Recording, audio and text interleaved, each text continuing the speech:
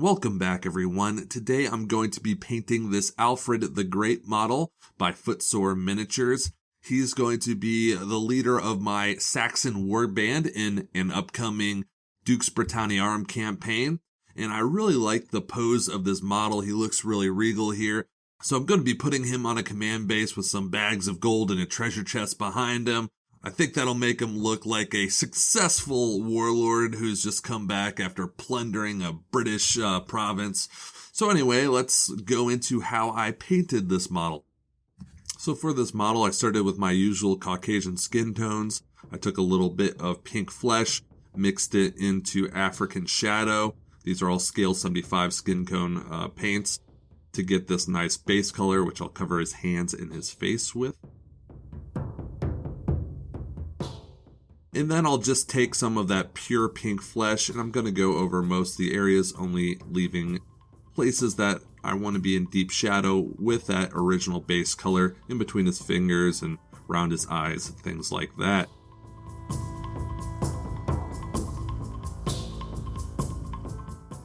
And then for the next highlight, I took the pink flesh, mixed it in with some golden flesh by scale 75. And here I'm hitting less and less of the model, just hitting his fingers, some areas at the top of the hand, tops of his cheeks, that sort of thing. This is really what I call the first highlight layer.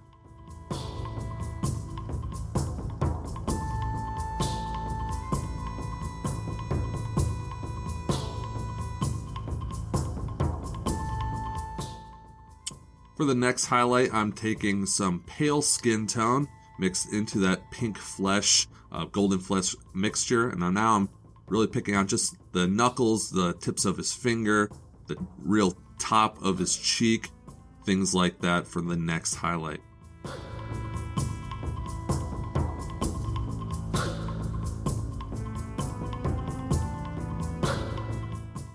And now we've moved up to the pale skin tone, which I'm stippling at the top of his cheek, there above his eyebrow.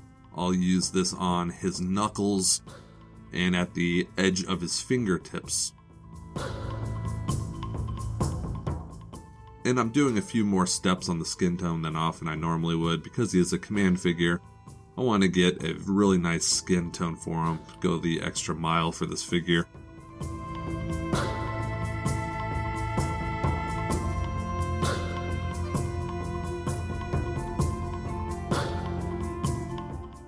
And for the final highlight, I took some ivory, mixed in a little bit of the pale skin tone, and I'm just hitting the knuckles here, the edge of the fingertips, just very lightly, no more than a dot.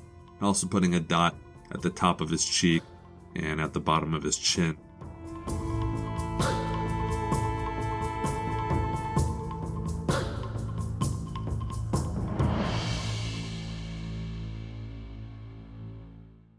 And then once I'm done, I'm going to take a glaze of Reichland Flesh Shade and just run it over, especially the face, to help define some of those shadows a little bit better.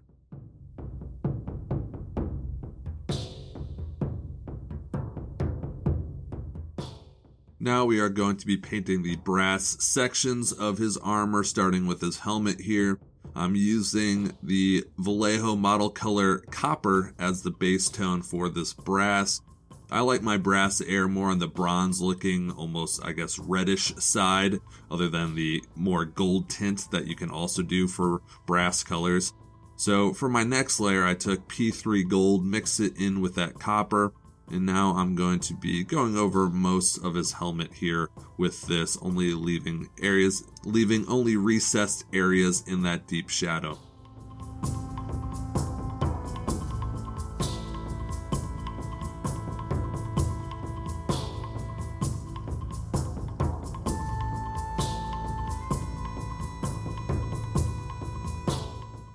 Now I'm going over the helmet with just that pure P3 gold, hitting less and less of the helmet here, starting off with really our first real highlight.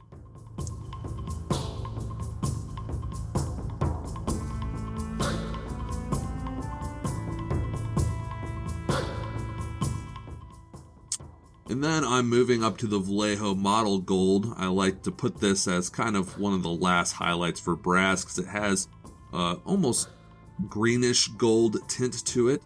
so it tends to stick out more on the model if you've been using more warmer tones for your brass color here. So here I'm only hitting kind of the tops of his cheek, the bottom of the nose guard, and those nice little embellishments on the side of the helm.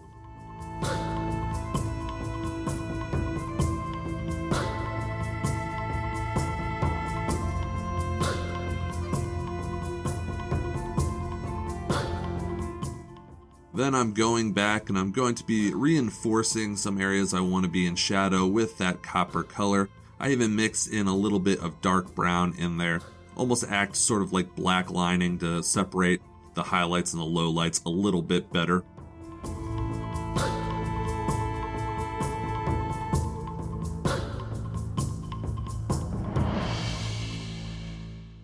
And now we're going to go and paint the iron and steel areas of this model. I'm using the Vallejo model Gunmetal Black as the base coat for the chainmail, the sword, and anywhere I want there to be iron or even silver.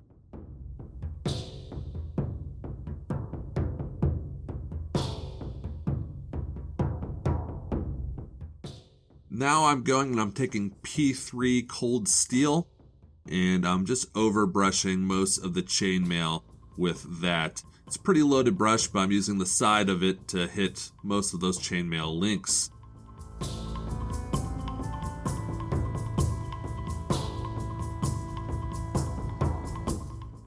Then I'm going and taking the Vallejo silver and highlighting the areas of the sword and chainmail that I want to be catching light. For the chainmail, you can see I'm even concentrating that silver into even the divots of the chainmail. I want it really to catch your eye.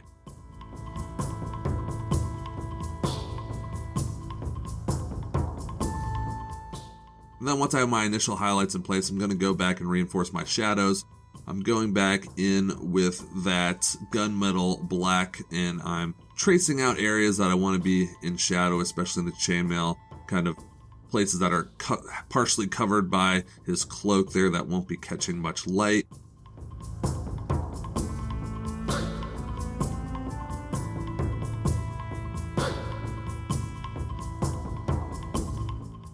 And then I'm going in with some pure black and hitting the areas I want to be in deep shadow. So on either edge of the sword there, along the back of the chainmail, making some little creases in the chainmail, breaking up some of that highlight.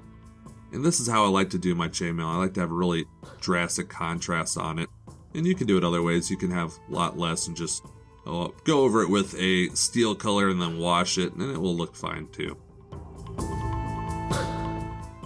And then for my next highlight, I'm taking some of that silver color and I'm mixing in a little bit of aluminum, and I'm hitting the middle of his sword here to get a even brighter highlight there. And then I'm going to put some battle damage on his sword. While I want him to look pretty regal and to have some shining mail and a nice golden helm, I want his sword to show that this guy has been through a few battles. He's survived some scrapes. So I'm just taking some pure white, making little streaks across the sword, and then I'm going and I'm putting a black line next to it to look like these are nice indentations caught from axes and swords that this warlord has come across in battle. And then for the final highlight for my mail, I'm taking some pure white and I'm just making a few dots around areas of the chainmail that I really want to be catching light. And with that, we will have the mail and iron parts done.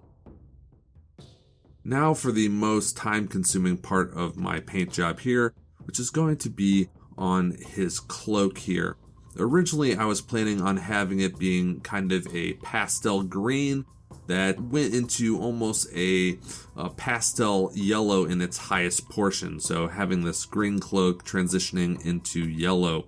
But as I'm painting this here, I decided that being a warlord, maybe even a king in my Dux Britanniarum campaign, he needs something a little bit more regal. So instead I decided to go for a bright hunter green, and to draw out the contrast, I'm going to be working a purple into the shadows.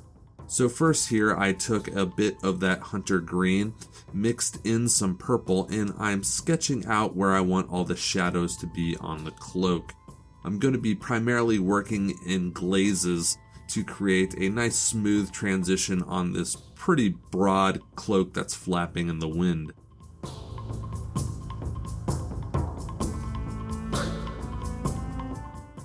So once I got those shadow areas sketched out, I'm taking the pure hunter green and I'm watering it down to a glaze and running it over all of the model. I'm making sure I wipe off my brush before I apply it so it doesn't pool, and just covering all the areas, even the areas we put into shadow, having those the shadows and highlights blend a little bit by adding this glaze.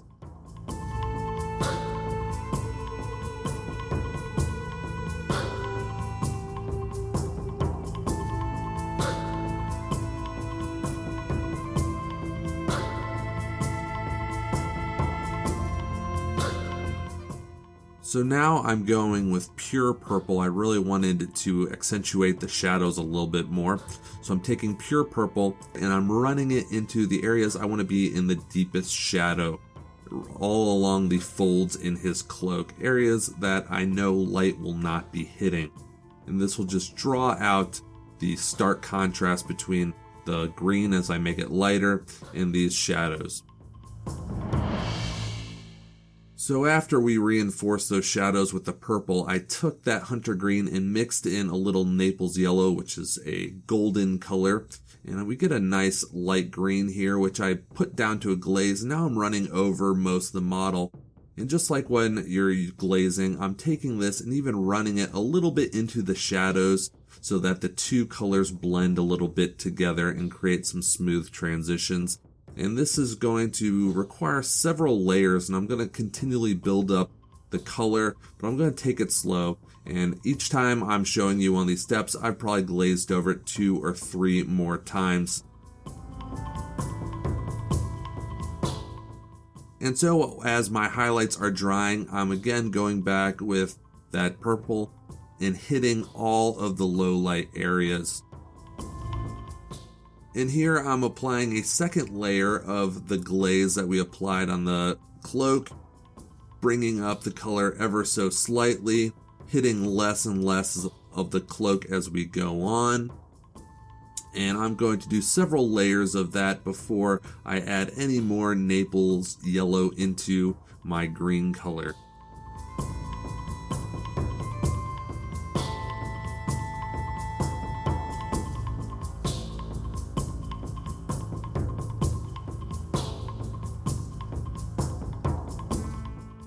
So I noticed some harsh transitions along some areas of the cloak. So I just took the base green color, just a normal hunter green, and I'm glazing over the entirety of the model with that just to help tie some of the colors in. I noticed it was getting a little bit too light green, a little bit too yellow too quickly, and so this will help tone down all those colors.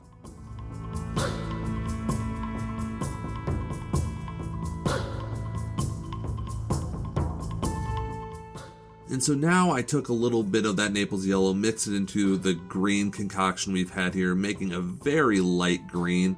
And here I'm only going to be hitting the highest areas of the cloak that I know will be catching the most light, mostly on the top folds of his cloak here. And again, keeping it really thin, we'll do multiple passes of this to build the color up. Anywhere where we have more open, flat areas of his cloak, I'm going to put it down and kind of feather it out, so that it blends into all the greens that are situated next to it. So here, just very carefully feathering that thinned out light green.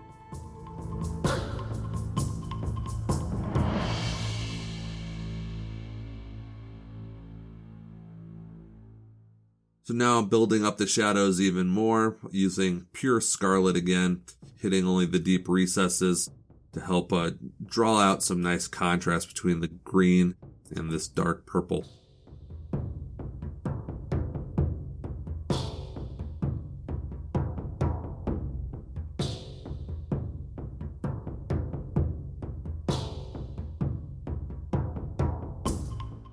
And so now I went and took an ivory color and mixed it into the light green concoction we've made, and I'm only going to be hitting the highest highlights, the highest areas that I want to catch light with this. I'm going to use this only very sparingly. I don't want to overdo it. mostly just kind of using this as an edge highlight.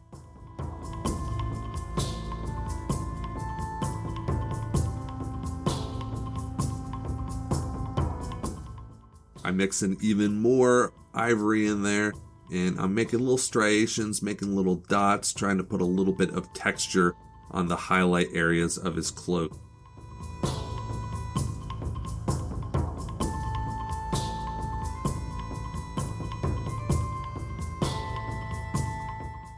And so now that we're done with his cloak, I'm going to move on to his tunic, and here I want to be kind of a dark navy blue sort of color.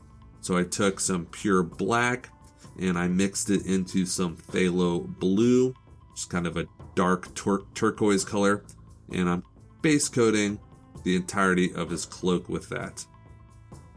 And then I went and I took some ultramarine blue, which is a very kind of bright medium blue, and I'm watered it down to a glaze. I'm just hitting all the top portions of his tunic here. I'm going to probably put this over 75% of his tunic, only ignoring the areas that I know will be in deep shadow.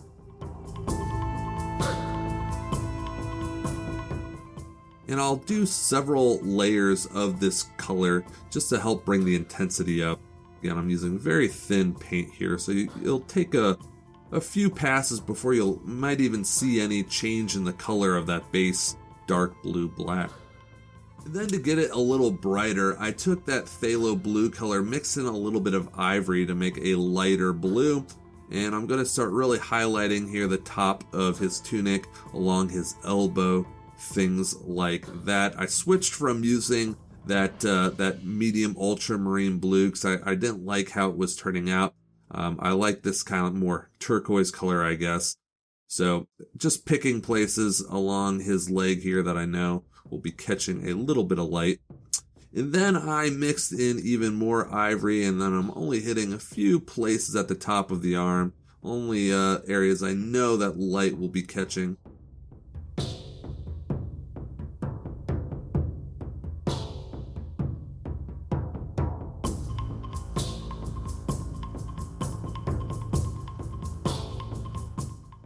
And I added even more ivory in there, and as you can see, I'm just kind of adding little dots, little striations of texture along his tunic here as the high highlight.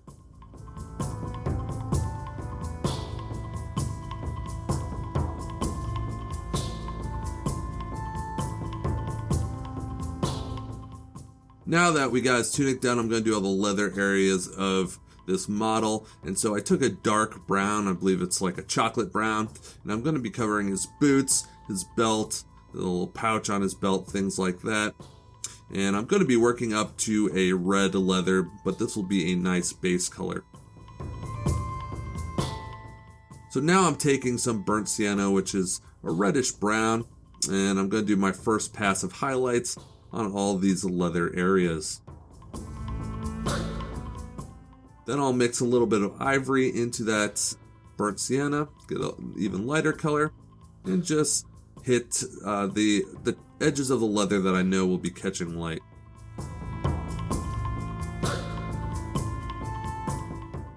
And then we're going to move on to his hair. So we're going to go for a pretty light blonde, strawberry blonde look for my warlord here. So I took that burnt sienna brown that we had used to highlight the boots, and I'm going to recycle it here by using it as the base layer for his hair.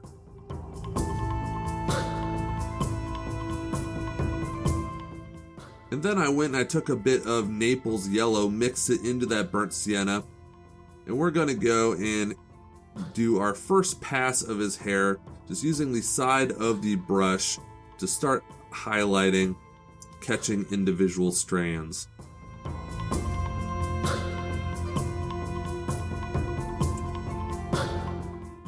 Now I'm using that pure Naples yellow and going over a little less of the hair, leaving some of that darker brown in the shadows, but still giving it a pretty good coat of the Naples yellow.